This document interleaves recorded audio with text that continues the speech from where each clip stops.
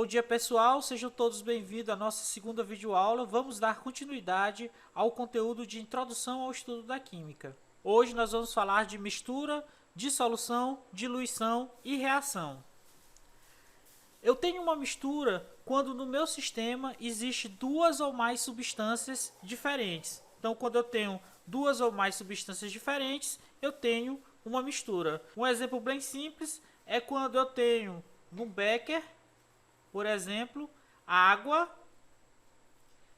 e areia depositada no fundo.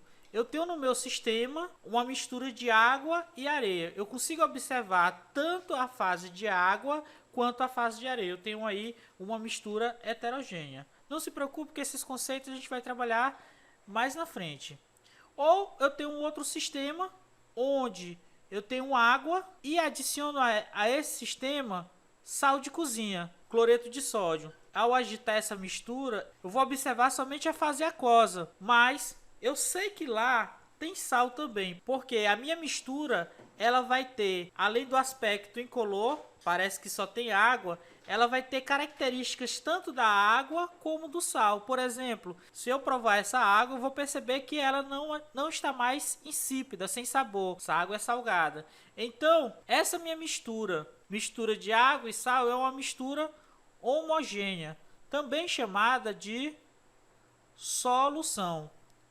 E eu posso dizer aqui que o sal se dissolveu na água. Então, dissolução é o fenômeno no qual uma substância se dissolve na outra. Preste bem atenção. Eu posso separar o sal da água por um processo, por exemplo, de evaporação, de fervura. Então, eu consigo separar o vapor de água do sal, não é isso? Então, não houve reação, apenas uma substância se dissolveu na outra. Assim como o açúcar também se dissolve na água, entre outras substâncias. Esse processo de dissolução é uma transformação física.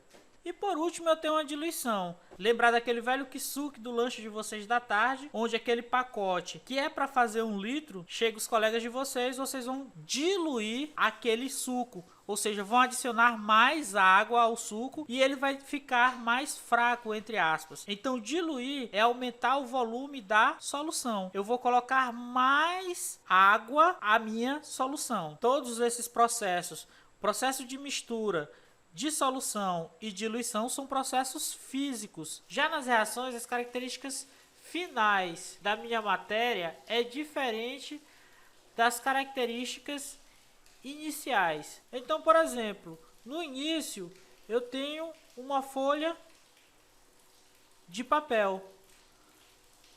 No final, se eu incendiar, se eu tocar fogo nessa folha de papel, no final eu vou ter cinza e fumaça.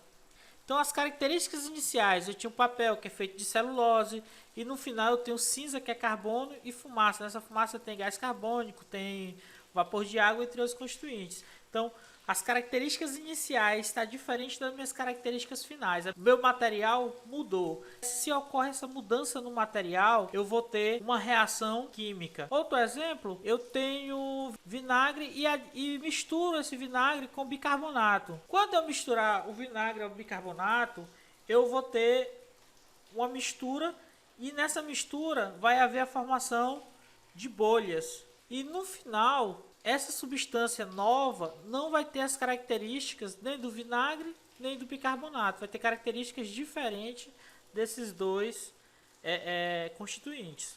Então, só resumindo, acontece uma reação química, uma transformação química quando um material se transforma em outro. As reações químicas são representadas da seguinte forma: no estado inicial,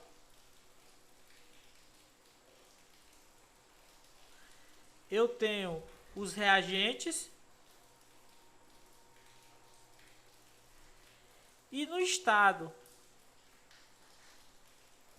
final eu tenho os produtos.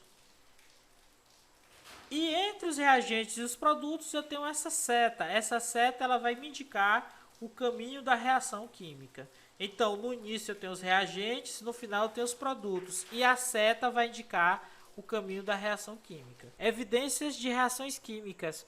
como eu sei que uma reação química está acontecendo? A primeira evidência é a produção de gases, como por exemplo, quando eu adiciono vinagre ao bicarbonato,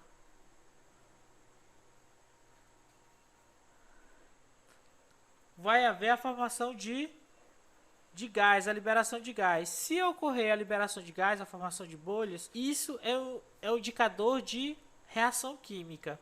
O segundo exemplo é a formação de precipitado. Eu tenho duas substâncias líquidas, quando eu misturo elas, por exemplo, o nitrato de prata com ácido clorídrico, vai formar o cloreto de prata, um sólido branco, ou seja, o precipitado. Então, houve a formação de precipitado, houve reação. Mudança de cor ou aspecto, como por exemplo, a reação de oxidação do ferro, que é a ferrugem. Ou a oxidação de frutas, quando eu corto a maçã com a faca, com o passar do tempo ela vai ficando escura. Essa mudança de cor ou aspecto evidencia uma reação. E a alteração de energia, como por exemplo nas reações de queima, também chamada de combustão. Quando no fogão de vocês acontece a queima do gás de cozinha, há liberação de calor, é liberado muito calor, e esse calor pode ser utilizado para cozinhar o alimento, ferver uma água. Então, esses processos onde há liberação de calor, que eu chamo um processo exotérmico, ou processos onde há absorção de calor, que eu chamo de processo endotérmico, está ocorrendo alteração de energia. Então, é evidência de uma reação química. Toda vez que vocês ouvirem falar em queima ou combustão, é uma reação química. Então, pessoal, nossa aula de hoje fica por aqui. Façam as atividades, leiam o capítulo do livro. Qualquer dúvida, estou à disposição de vocês. E até a nossa próxima aula.